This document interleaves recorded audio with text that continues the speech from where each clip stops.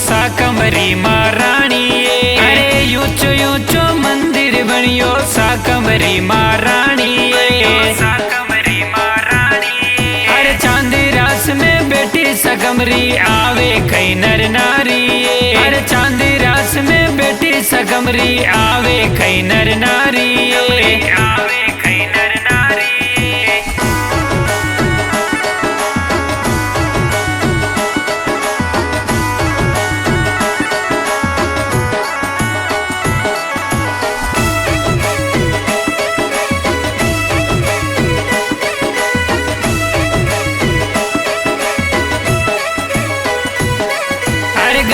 दुखड़ा मेटे भवानी मारा भी दुख मेटोए। अरे गणा का दुखड़ा मेटे भवानी मारा भी दुख मेटोए।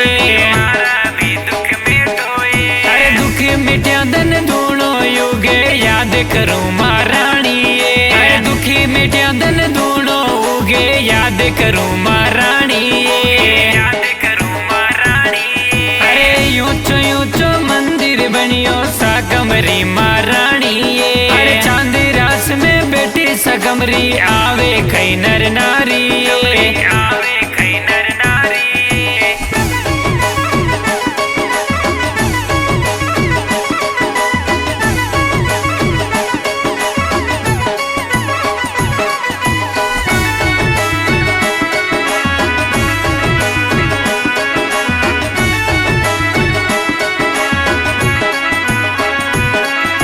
छेड़ केड़ा सो प्रकाश करोल तारे पैदल आवे। अरे छेड़ केड़ा सो प्रकाश करोल तारे पैदल आवे। तारे पैदल आवे। पोष पूनम रो जागन जागे फुलड़ा रो हार लावे। पोष पूनम रो जागन जागे फुलड़ा रो हार लावे। फुलड़ा रो हार लावे। अरे ऊंचो ऊंचो मंदिर बनियो साकमरी महारानी। चांद रास में बेटी सकमरी आवे कई नर नारी। आवे कई नर नारी।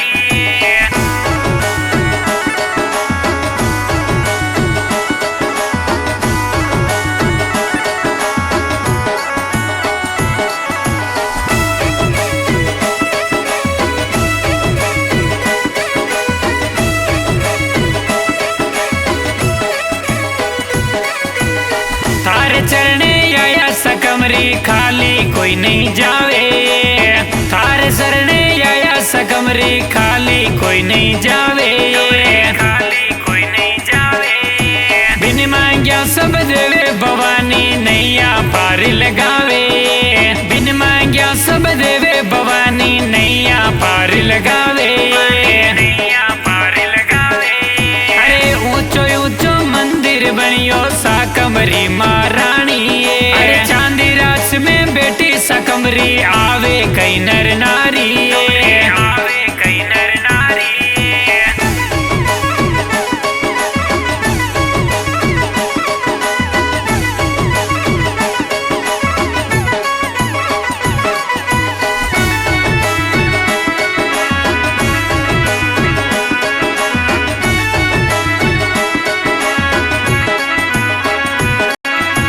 मुकेश मंडोल लिख गावे सकमरी ताने याज बुलावे।